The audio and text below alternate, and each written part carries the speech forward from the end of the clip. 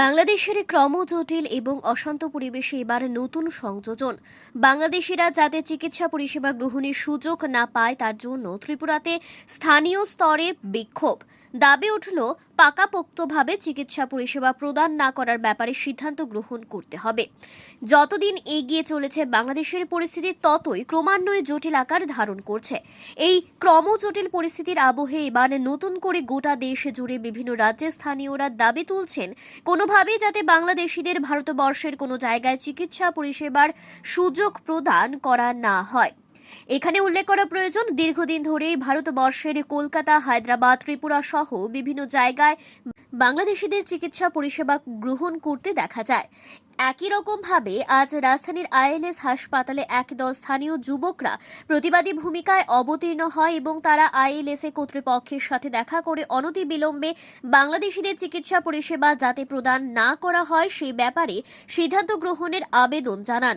প্রতিবাদকারীদের বক্তব্য হচ্ছে, যেহেতু বাংলাদেশের বিভিন্ন জায়গায় ভারতবর্ষের জাতীয় পতাকার অবমাননা করা হচ্ছে, তাই যতদিন পর্যন্ত না বাংলাদেশিরা ভারতবর্ষকে সম্মান করতে শিখবে ততদিন পর্যন্ত তাদেরকে এদেশের কোথাও চিকিৎসা পরিষেবা গ্রহণ করতে দেওয়া যাবে না। Bureau report, Tripura news Bangla. Help desk করেছিল, ওখান থেকে ওদের নেম প্লেটটা আমরা খুলিয়ে ফেলেছি। ওনাদেরকে অনুরোধ করেছি, আখাউড়া গেটে ওনারা একটা সেন্টার করেছে, ওইটাকেও বন্ধ রাখতে হবে এবং আজকেই কিছুক্ষণের মধ্যে নোটিশ জারি করতে হবে যে আইএলএস কর্তৃপক্ষ আজকে থেকে বাংলাদেশের রোগীদের পরিষেবা বন্ধ রাখছে। যতদিন পর্যন্ত না ওরা ভারতকে সম্মান দিতে না শিখবে ততদিন পর্যন্ত আইএলএস কর্তৃপক্ষ কোনো বাংলাদেশি পেশেন্টকে পরিষেবা দিতে পারবে না।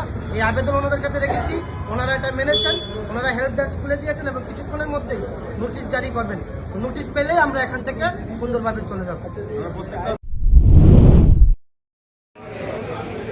বাংলাদেশে হাসিনা সরকারের পতনের পর থেকেই যে ক্রমাগত সনাতনীদের উপর আক্রমণ হচ্ছে আমরা এটা সবাই জানি, কিন্তু গত 3-4 দিন আগে থেকে যেইভাবে আমাদের দেশের জাতীয় পতাকাকে বাংলাদেশে অবমাননা করা হচ্ছে, বিভিন্ন স্কুলের সামনে আমাদের পতাকাকে রেখে তারা এর উপর দিয়ে হাঁটাচলা করছে। আমাদের পতাকার উপর হাঁটা মানে আমাদের 140 কোটি ভারতবাসীর হৃদয়ের মধ্যে পাড়া দেওয়া, এটা আমরা কোনোভাবে মেনে নিতে পারছি না।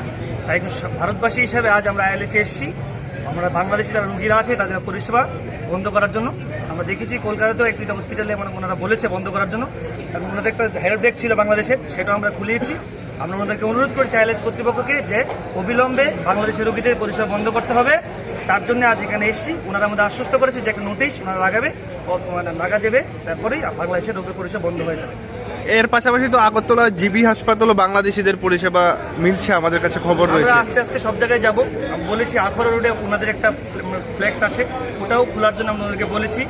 140 কোটি ভারতবাসীর জাতীয় পতাকাকে যারা অবমাননা করে, যতদিন পর্যন্ত বাংলাদেশিরা হিন্দুস্তানকে সম্মান করতে না শিখবে ততদিন পর্যন্ত এই পরিষেবা যেন বন্ধ থাকে সমগ্র ভারতবর্ষে, সমগ্র ত্রিপুরা রাজ্যে। এটাই আমরা চাই।